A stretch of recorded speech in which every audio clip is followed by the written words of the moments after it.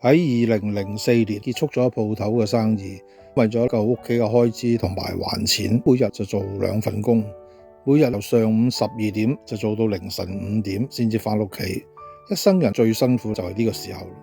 由自己做生意，每月揾幾萬蚊，搞到而家每日揾得個少少，都係自己造成嘅，真係好後悔。我曾向主禱告，如果有機會咧，我一定會重新做人嘅。原來主耶穌真係有聽我講嘅。有一日咧，我食飯盒嘅時候，用嚟墊台嗰張報紙，我睇到有份招聘廣告話請電話銷售，每個星期返5日，8小時工作，月薪都有7000幾蚊，另外咧有佣金。星期六如果返工咧，另外仲有補水，試用期滿仲有豐富嘅佣金添。公司好多 top sales 都每個月出幾萬蚊。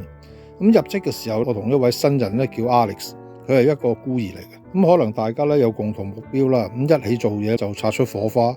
3個月試用期過咗啦，都高分咧成為咗正式嘅職員，亦都做咗個好朋友。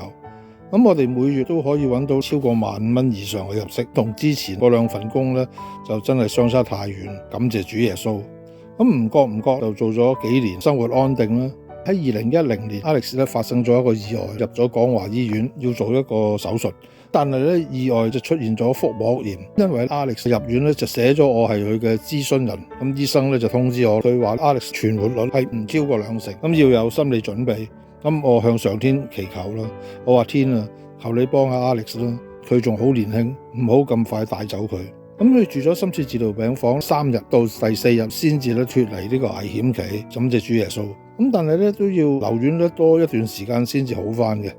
同年我因為心臟病嘅問題要入院做搭橋手術，住咗20日啦。當然就唔可以去探 Alex 啦。住院其中有一日，有一位院牧嚟探我，我話我好想去探 Alex。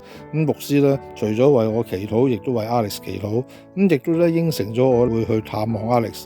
真係太感動。之後我康復，真係好想致謝呢位牧師，同埋去接近主耶穌。但係自己因為懶放低咗又冇去做，再多一次放棄接近主耶穌。